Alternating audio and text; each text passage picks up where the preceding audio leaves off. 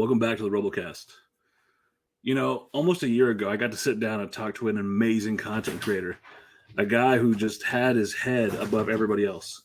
I found him when I was looking up stuff for the legacy of Cain, of all things. His video inspired me and made me believe this is what content creation, as far as gaming retrospectives, was supposed to be. And let's admit, he really is your favorite son.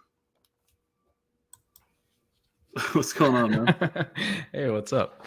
Been almost a year, and I like I told you when I first met you the first time, I'm a fan. I'm going to stay a fan, and you keep doing the shit you're doing. I'm going to continue to be a fucking fan because, wow, what almost a year can do. I mean, shit. What's been going on? I don't know. I mean, it's changed, but it also really hasn't. I mean, it's the same thing. Just different games and getting better. What was I doing last time we talked? Last time we talked, you got me playing the fucking Devil May Cry stuff, which I loved that. You said I was not going to regret that purchase, and I loved every bit of it. It did Max Payne. We talked about Max Payne, and we talked about the long-winded versions you were making and how you were condensing them down. You were changing your style. Has that benefited you, or would you say? Yes, huge. So I changed before, like when we were talking, I was still doing the just one upload for a full series. I don't know how the fuck you did it, because that was like hours upon hours of fucking content. You had to play every game, to be honest. But now, so I did Fable, and I switched to doing a video for each entry in a series and then compiling them together into one big video with some extra content as well. So it's not just like double dipping, and then also like interviews and stuff in the final video. It's, I mean, way better, infinitely more like attention to the videos. I feel like it's allows me to spend more time on a series as well, because I don't have to like rush to get a video out. I don't have to be like, oh no, I haven't released a video in 3 months, I need to get this out. There's videos coming out steadily along that path. So, well, as a fan, let me again, before I'm interviewing you, before anything, I'm a fan of yours. So thank you. From a fan's perspective, you were giving us this giant meal, right? And it was fantastic. It was buffet style. We could just pick as we wanted to. But now you're giving us courses of that meal, and I appreciate each section more. Like, as much as I love the Cain videos, right? How you did each part of the Legacy of Cain series, giving your opinions. Now I'll use one of the ones you recently did, Mass Effect. I love Mass Effect. In fact, I'm pretty soon going to get a Mass Effect tattoo. Ooh. But I can appreciate the things that I didn't think about in Mass Effect 1, Mass Effect 2, 3, and Andromeda. What I also like is you're not just bullshitting and playing, one side of the story. You're doing both. And your Jacoby Shepard was a prick, but I love the story. I want to know about Jacoby Shepard. So tell me about that, your idea to play both sides of the character and all that. Yeah, so I did that back with Fable as well, and it was just so fun. It's literally it's my favorite part of making videos about like choice-based games, because I've done it with Fable and I've done it with Mass Effect, and I want to do more games like that, more like choice-based games and stuff, because it's so fun. I get to like role play. It is a lot more work because I have to play the game twice, but just like writing the script from like a first person perspective as this like bad character, it's kind of fun, and it gets me into like a different mindset, and it's funny, and there's like a lot of opportunity for humor there. And I've gotten great feedback on it. Like, everybody has just said like it's so good. It's such a good idea, and I love those sections. So yeah. Well, you do a great job with your scripts. I think they're fantastic. Khalid, I'm not the script guy. You and I both talked about this. I just when I do these interviews, they just go bam. I have a wonderful partner in crime who works on scripts and stuff like that. So anything we do, she's the analytical side. But you seem to have a knack for it. And so the name Jacoby, where the hell did that come from? I think I was gonna make it. It was like stupid. I was gonna make it because it's like John Shepard. I was going to make it Jacob Shepard, but Jacob didn't sound like nefarious enough, you know? And Jacob is already in the game as Jacob Taylor, so yeah. Yeah, so I was like Jacoby. Jacoby kind of sounds like a bad guy. He sounds like a... Jacoby was a prick. Rock. I mean, he bedded Jack, and I'm sorry, spoilers for his playthrough if you haven't seen it, but he bedded some Jack and threw away like dude. Mm-hmm. Yeah, everybody dies in his damn near playthrough. I'm like, wow. Yeah, it was rough. It was rough. I mean, you know, oddly enough, ends up not really in the same place, but it's about the journey. I think that was what my whole video was about in the end, was that those games are much more about the journey than they are the ending. Well, let me ask you this: playing Mass Effect and me being a huge Mass Effect fan, one of the hardest moments in the series, and I still like. I mean, it transitions from being a video game to art to some degree. Again, if you haven't played Mass Effect at this point, go fuck yourself, because it's a brilliant game, and it's not my problem. If you don't want to watch, spoiler warning. Yeah. The death of Mordin Solus. Yeah. He's sitting there singing Simon and Garfunkel.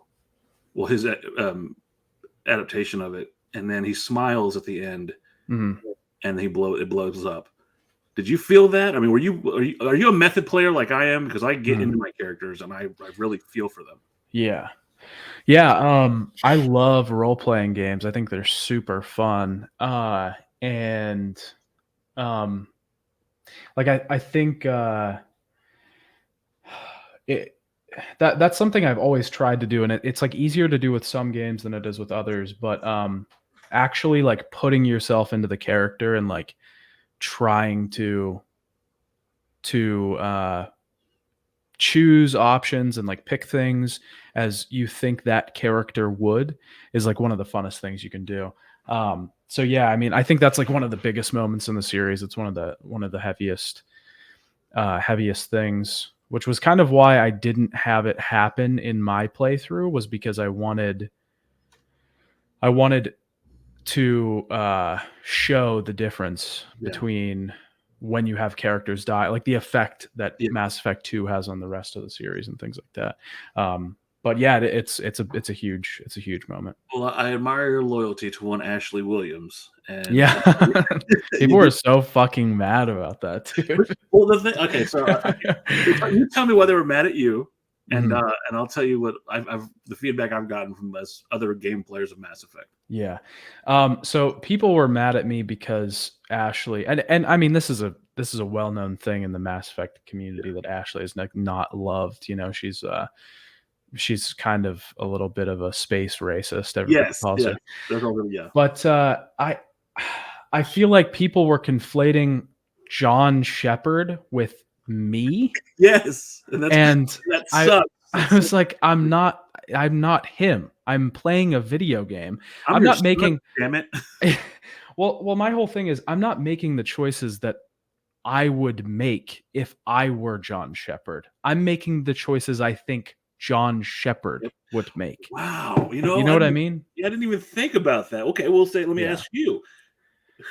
Okay, going from the beginning, who would your romance option be? Fuck. In one? There's not a lot of good romance options in one. There's Liara and there's Ashley. That's it. Yeah, there's Liara and Ashley. Probably Liara, I guess. Everybody loves Liara. She's a sweetheart. Yeah. So going to 2.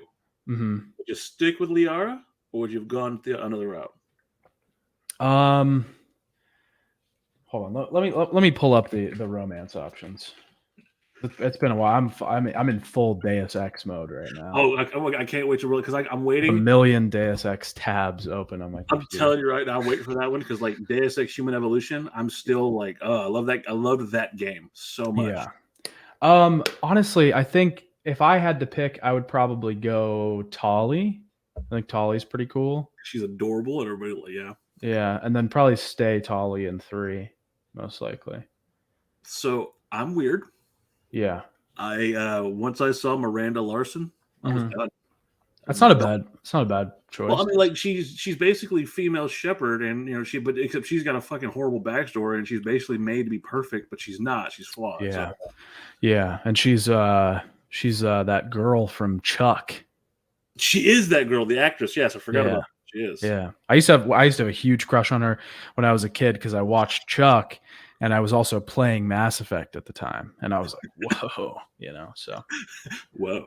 Yeah. So okay, well, let me ask you this. I'll break down that. We'll get out of Mass Effect because this is not a Mass Effect interview. We'll get to the end of No, it. it's fine. The end of Mass Effect, as controversial as it was. Let's pick a color. Yeah. Did you think that it was patched and fixed to the best of their ability? What is your opinion on this whole controversy about the ending? Yeah, no. So that was my big. There's this funny moment in the full series retrospective when I ask everybody in the interviews about, how would you fix Mass Effect 3 or how would you fix Mass Effect Andromeda?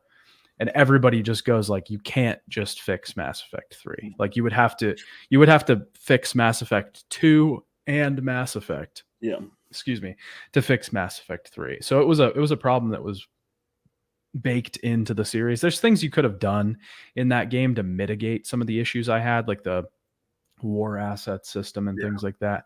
But the ending was it was what it was. I don't think the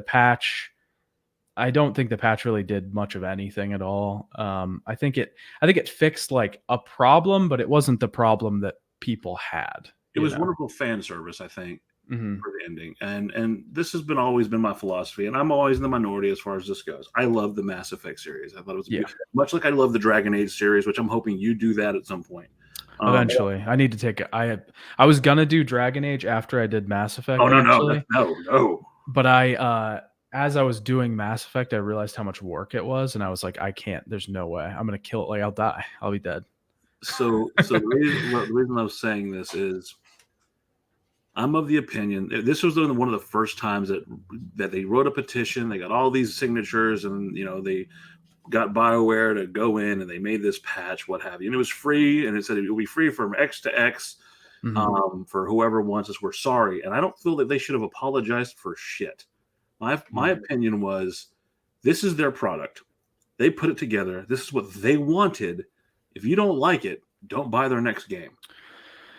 Yeah, I think I agree to you with some, to some extent, but the issue with video games that's different from every other medium is that they can be patched, right? Like, and it's already a commonplace to patch them for like bug fixes and things like that. That I'm fine with. That I totally agree with. It's just, but when that door is opened, then it becomes easier for fans to be like, well, fix the story, fix the gameplay, like fix this and that.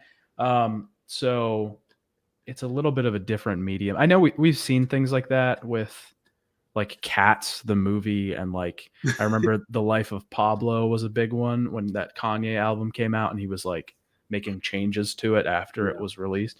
But it's much more commonplace in video games. So I think fans are going to be, but I think you're probably right, is that people shouldn't really secede or like I guess wave the white flag to the fans. You can't go back and re-edit the Mona Lisa. Like, it is what it is, flaws and all. Like, it's what it is. Yeah, it's not the fans' game. It's your game. If they don't like it, then I agree. I agree with that to a certain extent. So you've moved on. You started doing these sectional games. Yakuza. What was your feeling on that? Like, how did you feel? Because that's a hell of an undertaking with all the Yakuza games. What was your feeling on? Like, I'm not super familiar with them. I've been watching that. Like, I'm liking it, and I'll say this: your work makes me want to play games, which I think should make you happy. I mean, clearly it's gotten somebody's eye, and we'll get to that later. But what was your opinion on that series? I mean, they're amazing. It's like easily one of the most consistent video game series that's ever been produced. They're so good, and for the most part, they get better with each entry.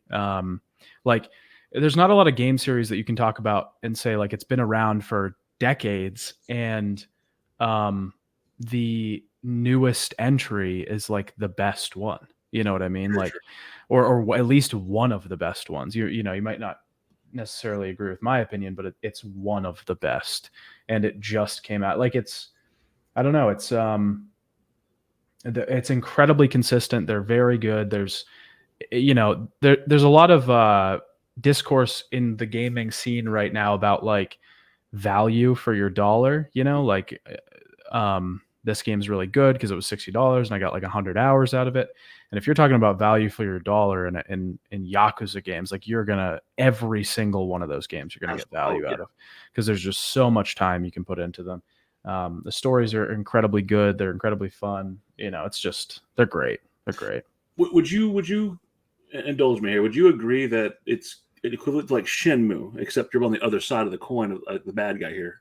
You're, you know, like the Shenmue story was very beautiful. You could tell that someone took time to put into those games. I would think that Yakuza is basically a spiritual successor to those games in the sense that same kind of genre, same kind of, you know, gameplay style, but you're this character and you're like, I feel for the guy when, you know, when he's doing this, and you know, you're definitely a criminal, but you're trying to be the best person you could be as far as that in the game, in the story, you know? Yeah. You're the best criminal you can be. Does that make sense? Yes. Yeah. Yeah. They were definitely inspired by Shenmue in a huge way. If we didn't have Shenmue, we don't have Yakuza, in my opinion. But yeah, I think I don't know about best criminal you can be, but it's definitely sort of romanticizing the criminal lifestyle. I'll give it. Yeah. It's a better way to put it. For sure. Because I mean, there's people talk about this all the time now. Like the Yakuza are not, you know, this fun. No. They were not this like fun loving, like crazy, wacky organization. But I think that's what makes it so fun. The new one just came out. It's not really new, but it's a remake of one of their spin-offs that never got ported to the West, called Ishin, and it was actually set back in the Ishin era of Japan. And it was all historical, real characters from that time and real people. And they used the characters from the Yakuza series to portray those characters. And so it's this really like historical piece, but it also has this crazy, wacky Yakuza spin, and it's just like a Yakuza game. But I think that's something they do really well is like take their history and mix it up. Yeah, mix it up and try to. I mean, it's the same thing here as us making like westerns all the time, or like Civil War by like Lincoln, you know, something like that, you know. But I think we had Vampire Hunters into Lincoln. And, yeah. But so I think it's something they do really well is like try to portray their history in an interesting way. I said Yakuza, and for some reason it just hit me. I follow you on Twitter, of course. Was it you that brought up a video about Pride? Yes. If I didn't like you before, that guy. You know, this isn't about him. But that video was fantastic, and of course, you watched it. Yes. Fuck yes, dude. Hell yeah. It was. Look, I'm an MMA fan, but I go back to like the Pride days, and this and that. Vanderlei Silva. You know, if we're talking like axe murder, like if anybody is exemplified a fighter that should be named axe murderer. Case in point, the stare down between Mirko Cro Cop and Vanderlei Silva. That was the first time I ever saw him blink. I think Joe Rogan said it once too. I've never seen him, you know, and he fought anybody. Like he fought Mark Hunt, and that Mark Hunt's a fucking outweighed him by at least 50 pounds. But that video was fantastic. You had an eye for talent there, but. And we're talking about the idea that the Yakuza was involved. Well, not the idea. They were involved in Pride, and eventually the downfall of Pride because nobody wanted to touch that shit. That guy, Napoleon Bonaparte. Like, I mean, I usually definitely shout out like people that I find on YouTube that do like the same thing as me, but he's one of the people where I'm like, I know like not a lot of my fans are going to cross over with his fans, but fucking go watch his shit. Hi, clearly we haven't met, so I told you if I find somebody, like I had to have you on, and you haven't changed. You seem, but I will say this: you have come out of your shell a lot more, and I love that. And what I want to say about that, and what we talked right before we came on, are you the new king of FNAF? Definitely not. There's no way. Five Nights at Freddy's. Scott Cawthon made the game independent, and it was a runaway freight train of a hit. I never liked playing it. I'm with you on that. I didn't like it, but I did enjoy watching Markiplier shit his pants playing it. So, what made you go into that realm? What made you want to touch that game? I like horror a lot, and I have a really big passion for horror. I think most of the horror that we see today, or most of the horror that gets really popular today, is a really bastardized version of what I think horror games should be. Stop making me like you. And so I think I have like a weird responsibility that I feel to talk about horror games. I'm actually writing a video right now. It's one of the side projects I'm working on about Bloober Team's games. Because for anybody that doesn't know, Bloober Team got announced to do the Silent Hill 2 remake recently. And Bloober Team has an incredibly poor track record with horror games. They have a poor track record not only with the development of horror games, their gameplay, their atmosphere, but also their treatment of sensitive issues like mental health issues and things like that. And they just seem to get a free pass. And I saw a lot of people like trying to kind of brush it under the rug. And so I really want to make a video and delve deep into each of their games and talk about like why they fail so miserably to deal with these issues. But I don't know. I just feel like horror is extremely sensitive, and I've always said it's the hardest genre to develop a game for, and it deserves to be put under like a really, really deep lens. And FNAF was one of the most interesting ones to me because it's so incredibly popular, but so incredibly simple and lowbrow. I would agree with that. My big issue with FNAF is that he was literally writing the story as the games were coming out. Like you're not going to tell me that there was a consensus that this box would lead to this and the bite of 89. No, you ran with it, and cool. Good for you, brother. You were failing here with these churchy games, and you took a chance, and now you have to go into seclusion because you're so popular, people won't leave you the fuck alone. Great. Yeah. Good for you, your family. Another runaway hit I would have said was fucking Undertale, which I think is one of the greatest pieces of art I've ever played. I can't play that game without getting emotional because I think it's just a beautiful game.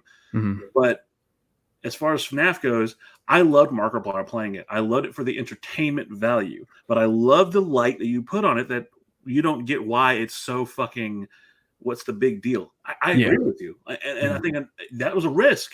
That was a risk on your part because that fan base is rabid as fuck, and they could have turned on you in an instant. But I think people understood where you were coming from. You conveyed the message well. I thought it was also hilarious that you were covered in merch, and you did your thing. And if I'm going to link that video especially because I think that was you stepping out of the shadows of being just a voice narrating retrospectives, and people going, "That is my favorite son.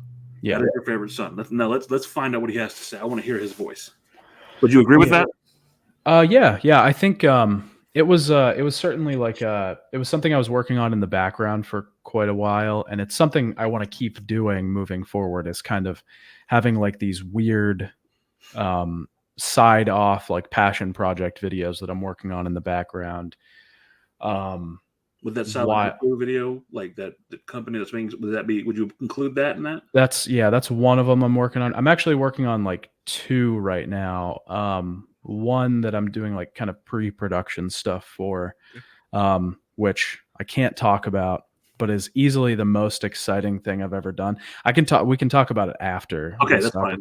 Actually, because I'm selfish. I'm a selfish whore, and I want to hear about it. So. I'll tell you about it, but I can't. Yeah, but it's I'm extremely excited about that one. But I want to keep doing that stuff because it's interesting to me, and I feel like my goal this year is to really branch out with the channel and really like experiment and try new things, and try to improve in every way that I can, but also try to like gain some variety. Speaking of variety, you did something new.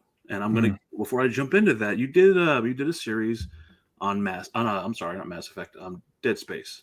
Yeah, one of the, in my opinion, Dead Space 1 I'm not talking the remake yet, but Dead Space 1 was one of the best horror titles I'd ever played in my life. I was on the edge of my seat as a kid playing that game. I loved Isaac Clarke because he was like just an engineer. He's not your typical hero. He's just a guy with a fucking plasma cutter trying to figure this shit out. Yeah. And he becomes an unlikely hero.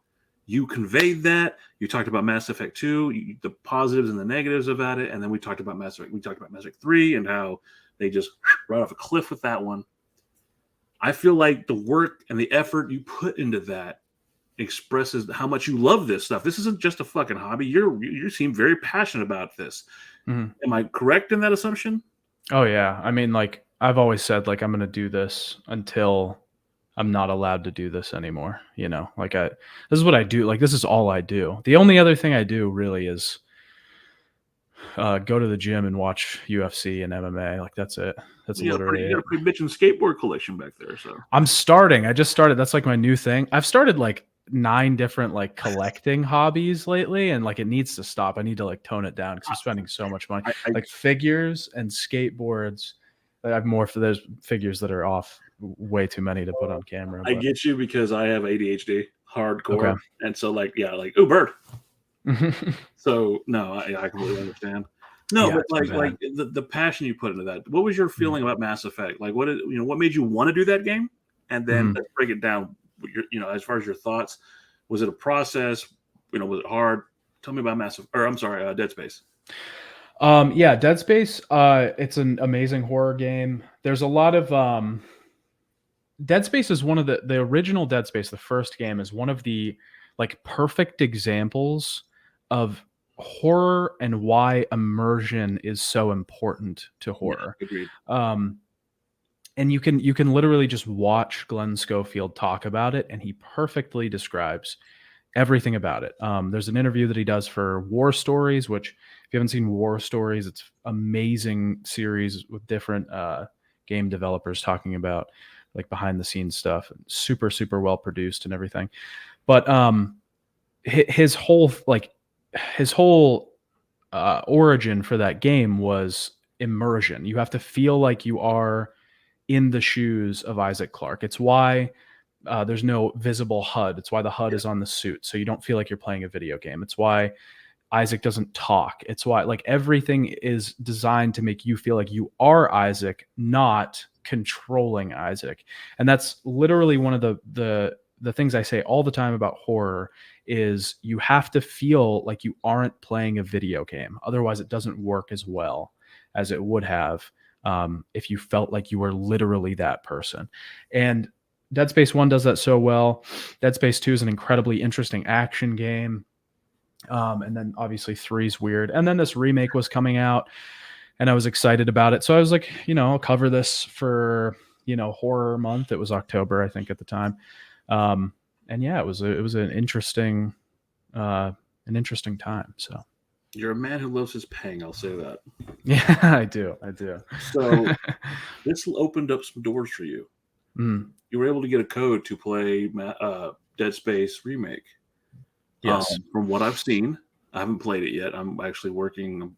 Go shoot me. I'm playing Harry Potter, but and I'm also going transversal between that and I'm replaying Stick of Truth because I really enjoy that game. Oh, I haven't played that in a while. Yeah, it was free, so I was like, you know what? It's on PlayStation Plus. Let's rock it. And I'm going to do Fractured But Whole. But from what I've seen, the Callisto Project was very disappointing to me. From what I've seen, I haven't got my hands on it, but Mass Effect, or I keep saying Mass Effect, Dead Space Remake, almost perfect as far as a remake. And I felt like you conveyed that, like you loved it. It's terrifying. The aspect with the lighting, my God. Yeah. And you have again, you feel like you're the character. You have to make that choice. Do you want the lights on or do you want to take a risk with no air? I mean, tell me about your experience with that. I mean, fuck. It was it's really good. I was shocked because I didn't expect. I'd say this in the video, like I had to kind of eat crow because at the end of my Dead Space retrospective, I said, like I think Callisto Protocol is probably going to be really good because Glenn Schofield's behind it, and the Dead Space remake is probably just going to be the soulless cash grab or whatever. It's kind of how I framed it. I didn't say it in those exact words, but Yeah, it turned out to be kind of the opposite. I haven't played Callisto yet. I decided not to right away. My time was better spent elsewhere. I haven't had a huge experience with it yet, but the remake is amazing. It's incredibly faithful in all the right places, but it changes things in the places that it needs to be changed. Looks amazing. It's still terrifying as ever. It's interesting, fun little Easter eggs and extra stuff to do. Yeah, the change of pew pew pew. but like that thing you were talking about, the choice between turning the lights off or turning the oxygen off, one makes it more scary and one makes it actually more difficult, is super interesting, and just it's just shocking how good it is. I think I would put it up there in the realm of like RE2 remake and stuff like that, because it's just really, really solid visually too. Like as far as like we look at RE2 remake, and that was like going back from like dealing with Ouroboros and like these molded and whatever to going back to Raccoon City and dealing with the zombies and how well they were able to do that. Mm-hmm. Transfer that to Dead Space and the necromorphs themselves. My wow, just like the detail on their faces and their hook hands, and it just yeah. And I was definitely of the camp that like I just played Dead Space and it still looks really good and it's amazing. So it doesn't really need a remake, but then this came out and I was like, okay, you proved me wrong. Yeah, that's good job. You did it. So Isaac talks in this. Yes. Feelings on that? That was one of the things I was the most worried about. Because I like another reason I did the Dead Space videos was because I love Glenn Schofield. I think as like a person and like a game developer, I think he's just legitimately so down to earth. It just seems like a regular dude too. He doesn't seem like this crazy like savant genius guy that seems like so unattainable, kind of like Warren Spector does, like when talking about Deus Ex. Like Warren Spector seems like this kind of like he's like a genius almost, when you hit 1 million subs, I want you to remember that, because you're no, but Glenn Schofield seems like he's just a dude, and his ideas about horror are amazing, and that, like, again, that was one of his things. Was the reason he doesn't talk is because he's supposed to be you're supposed to be able to put yourself in his shoes, but the remake has him talk. I felt like it worked. It worked. It was fine. It was great. It wasn't something that like I was like, this is amazing or this is really bad. It was just kind of there. It's nice to be able to hear Isaac's thoughts and give him more character. There's a few other things in the game that they do to give him more character and more like backstory and focus on him. Talking about his mom and the unitology, like I'm glad that they really brought that up about unitology, because did you know gaming? Suggestive Gaming, I think they did a wonderful retrospective as far as the whole entire story, talking about the comics and everything. Yeah. But getting the original actor to play Isaac, I was very happy about that. Like, no one will be Isaac for me other than him. He just he exemplifies it for me. His terror. He's just like, he's you and me. He's just trying to go to fucking work, and he just wants to go see his fucking girlfriend. And wow, that's a bad day at the office. Yeah. But I believe it was your retrospective that got you that code. So how did they reach out to you? What happened? How did you get that? No, I reached out to them. I wanted to try out doing like an early review or releasing something as a review and just experiment with that. I want to do it for some other games too. I kind of want to just experiment with doing that. Maybe I think next time I probably won't release it like right on that day. I'll probably take some more time and make a longer video. But I just wanted to try something new. So I reached out to a couple of companies that I knew had games coming out that I was interested in making videos on, and they were nice enough to get back to me and send me one. So. Well, I'll say they must have seen your work, because like they're not just going to give that stuff out. So clearly you're making the right moves and talking about moving forward and changing and taking chances with the channel. I think that every chance you've taken, you've done a great job. Like thank you. Night and day from like our last conversation. You seem very reserved. Like, I watched this stuff over, but you just seem like you're happy. You're doing well. Yeah. As far as all that goes, what are you looking forward to that's coming out? Yeah, so Deus Ex Invisible War just came out, like, as we're recording this. Yeah. Yeah, I have the next 2 Deus Ex videos coming out, one on Human Revolution and one on Mankind Divided. The script I'm working on for Human Revolution right now is, like, amazing. I love it. It's going really well. There's just certain times when you're writing and it just Hit the zone. Yeah, it works. Like, whenever I look back on scripts I'm writing, like, I can it's hard to describe, but I can, like, feel these sections in my head where I'm like, this, like, rant is beautiful. This one is beautiful. This one, like, these sections. And this one and the first Deus Ex video had a lot of those sections where I'm, like, really proud of it. So yeah, that's coming out. The Mankind Divided, and then of course the full Deus Ex retrospective, which is gonna have a lot of extra content because there's like a whole nother game called The Fall. There's books, there's all kinds of supplementary media. And then I have a couple one-off videos planned on, like, random games. You can get a little bit of a spoiler what those are going to be. One of them's a horror game. Okay. That has a sequel coming out. That's all I'll say. All right. It's like so easy to guess these things. You have to be so vague because otherwise people are just going to get it right away. And then of course, like I said, I have a Bloober Team video that I'm working on that I'd like to be out in the next, like, maybe 3-4 months or something like that. And then I have a project that's 100% coming out this year that is going to be, like, one of the things I'm most proud of.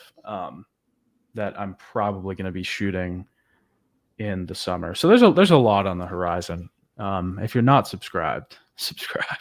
Well, I'll say this, and going back to the 5 Nights at Freddy's video, like, you were just a guy who's putting gameplay up, and it was your voice over it and this and that.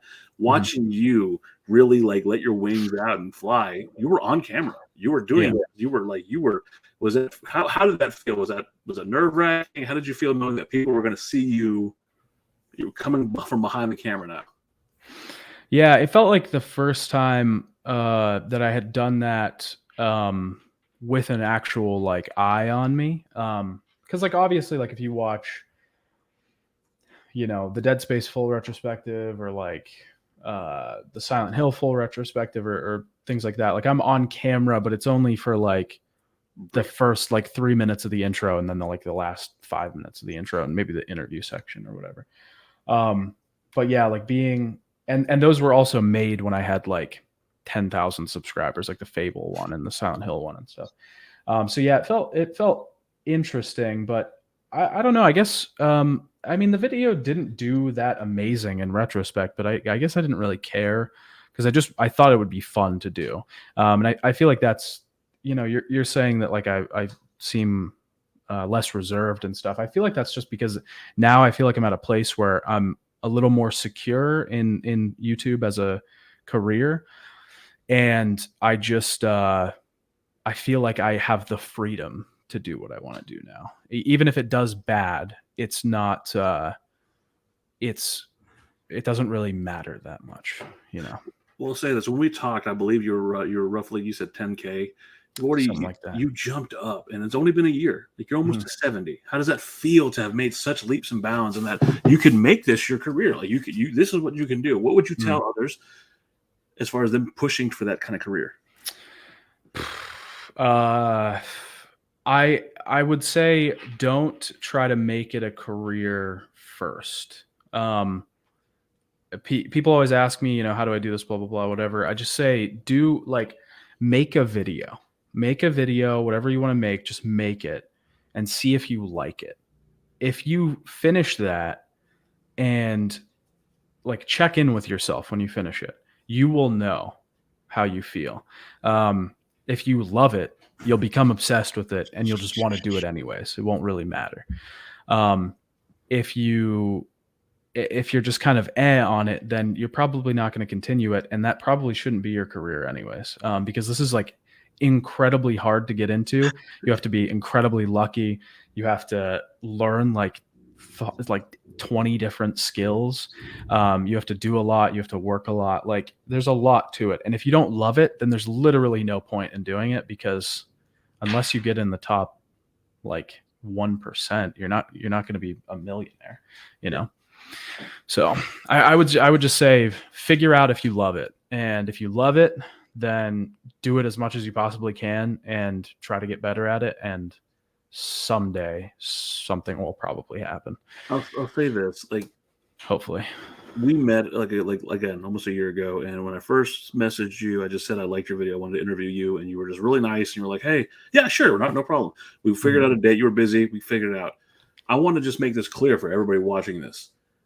I hit you up like yesterday, and I said, "Hey, it's almost been about a year. Would you like to get together and talk about everything that's gone on?" Instantly, you were one of the most humble, nicest guys in the world, but you fucking put in so much fucking effort and work. I feel like there's passion in every second that I listen to your content. Thank you. That bleeds fucking through so hard. I want people to watch your channel. I want you to grow to 1 million. And I want you to be that guy so I can go back and say, I told you that guy was going to be great. Yeah.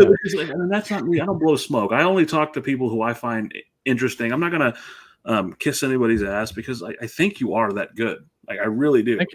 I'm glad that I believed that, and it's coming to fruition. I think that's amazing. I think that like it's just, you've done so good, and I don't know if anybody tells you that enough, but I think your fans tell you how great your fucking work is. And if you haven't seen it, you need to go over there now.